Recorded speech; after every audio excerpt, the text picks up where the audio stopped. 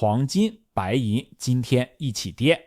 很多人第一反应是伊朗又在打仗，油价又涨了，黄金应该涨啊。但今天金价跌了将近2个点，白银跌了将近3个点。问题不在战场，在华盛顿。今天我要说的不是今天发生了什么，而是接下来一周会发生什么。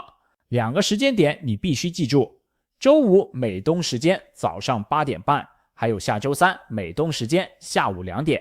这2个时间决定了金银是往上走还是往下走。听完这期，你会比90%的人更早看清这条线。先把今天的画面拉出来。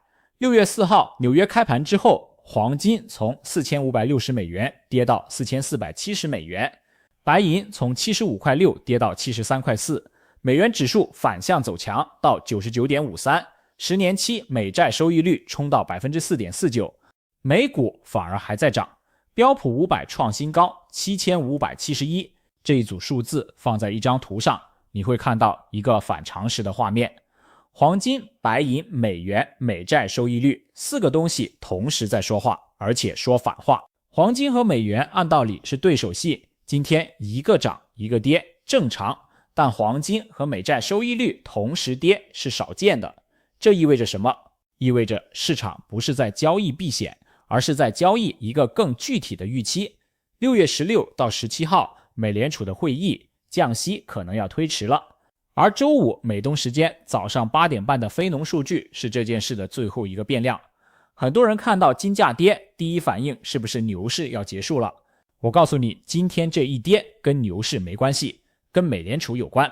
先说第一件事 CPI， 上个月公布的4月份 CPI 同比 3.8%， 这个数字什么水平？2023年5月以来的最高，其中能源涨了 17.9%， 汽油涨了 28.4%，燃油涨了 54.3%， 伊朗战争把油价推高，传导到美国加油站，传导到 CPI， 这个传导链一旦启动，美联储最怕的通胀粘性就回来了。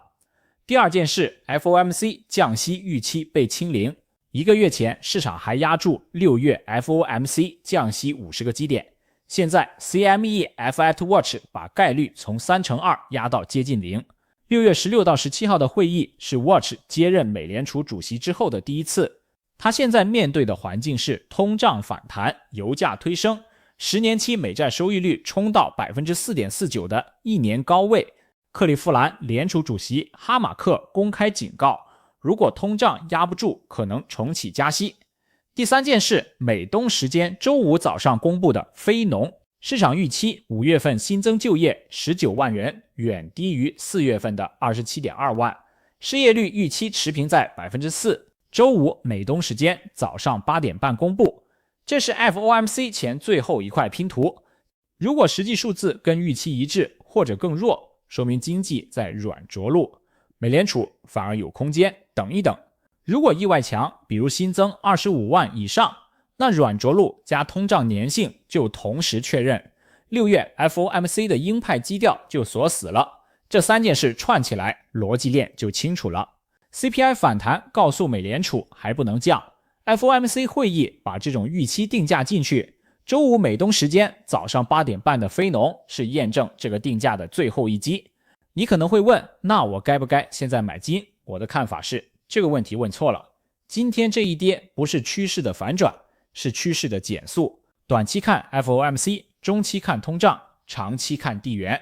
但有一件事是所有分析框架之外的，你的资产里有没有任何一部分是不依赖任何人会付钱给你的实物？如果有，今天这一跌跟你没关系；如果没有，今天这一跌就是一个提醒。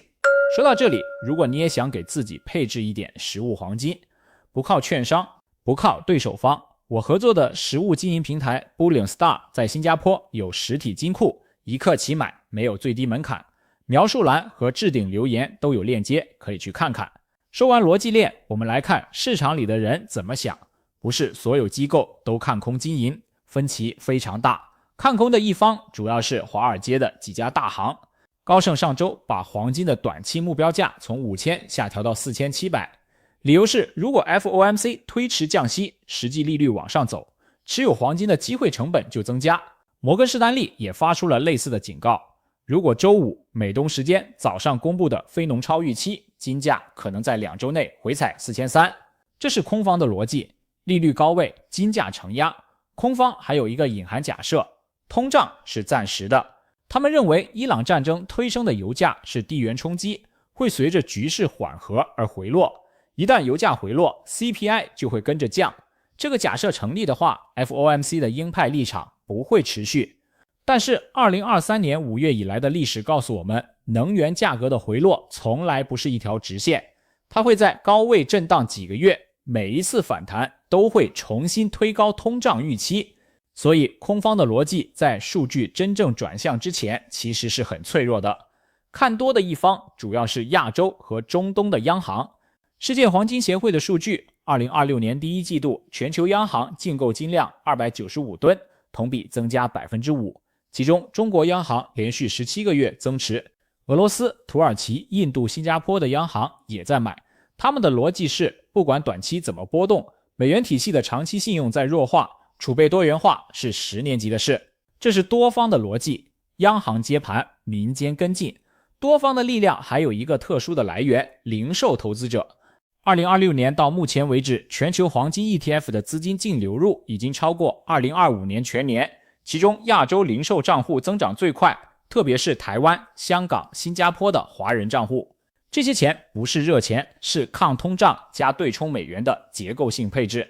央行买的是大方向，零售买的是落地，这两股力量叠加是金价中长期最重要的支撑。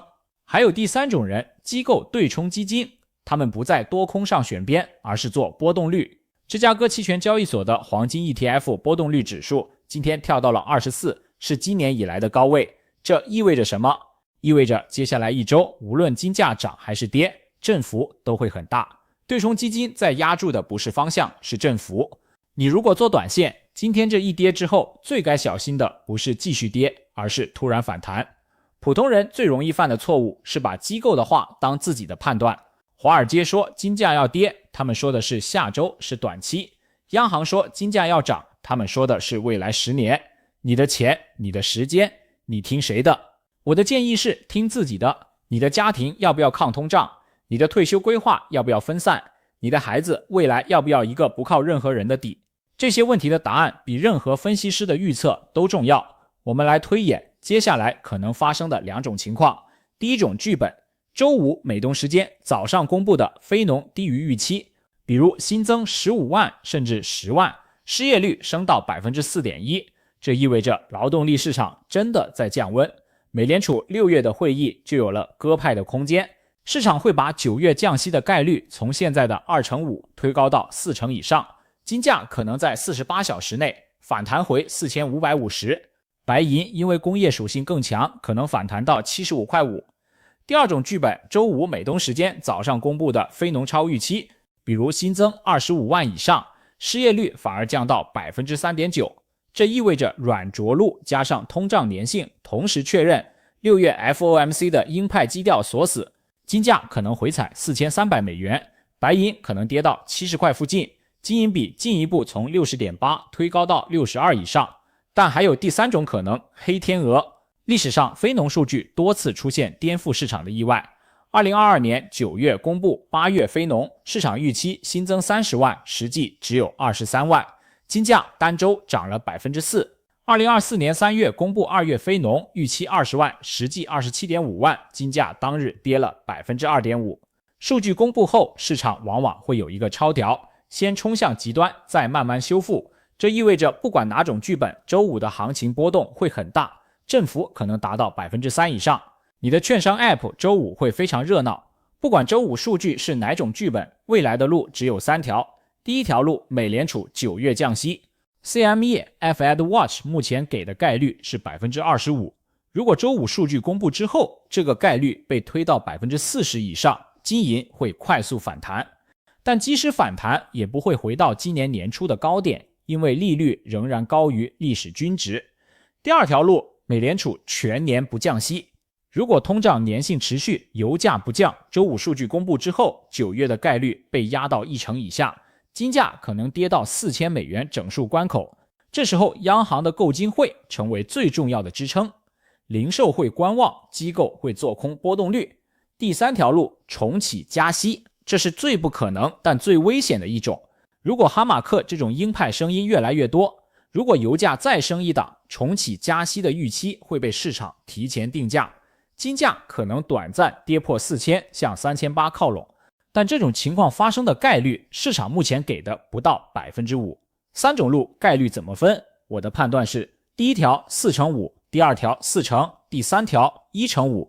也就是说，主流剧本是延后降息，而不是不降息或加息。这意味着金银短期承压，但中长期方向没变。你可能会问，这种分析有什么用？答案是让你的情绪稳定。当市场剧烈波动时，最危险的不是亏钱，是被情绪带着做出错误决策。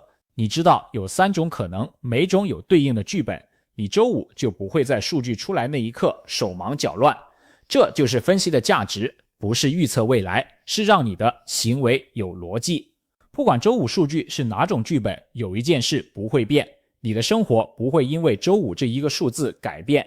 你的房贷利率不会在周五调整，你的工资不会在周五到账，你买菜的预算不会在周五减半。今天晚上该吃饭吃饭，该睡觉睡觉。但有一件事可以变，如果你是那种听说金价要涨就买，听说要跌就卖的人，数据公布那一刻坐在那里不动，看数据，等市场反应，再决定下一步。这比任何专家的建议都管用。看完这期视频，你可以做3件事。第一件事，打开你的券商账户，看看你现在持有多少纸黄金或者纸白银，不是实物，是你在 App 里看到的那个数字。如果这个数字大于0，你就要想一个问题，如果这个券商出问题，这个数字会变成什么？第二件事，周五美东时间早上8点半之前，把这一天要做的事安排好，不是等数据，是去做你本来就要做的事。数据是数据，生活是生活。第三件事，回想一下你买金买银的初心，是为了抗通胀，为了分散，为了给孩子留底。如果初心没变，今天这一跌就是噪音；如果初心已经模糊了，今天这一跌就是提醒。最后还有一件事我想说，今天的内容聊了很多数据、剧本、概率，但所有这些都建立在一个假设上，你投资的资产是真的。如果你的黄金是券商 App 里的一行数字，它就不在刚才所有的逻辑里，它有自己的一套命运，券商的命运，托管机构的命运，对手方的命运。实物黄金不一样，实物黄金没有对手方，你持有它，它就属于你，不依赖任何人的信用，不依赖任何机构的偿付能力。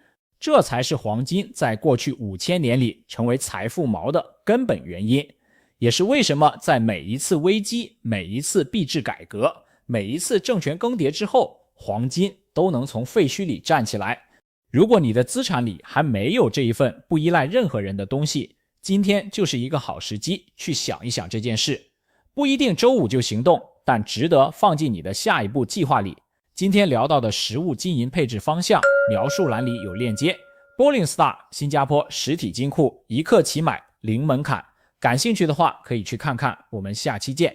如果这一期对你有帮助，点赞、订阅、转发给身边有同样疑问的朋友，评论区告诉我你会等周五的数据还是不关心。本视频仅为个人观点，不构成任何投资建议，投资有风险，决策需谨慎。我们下期见。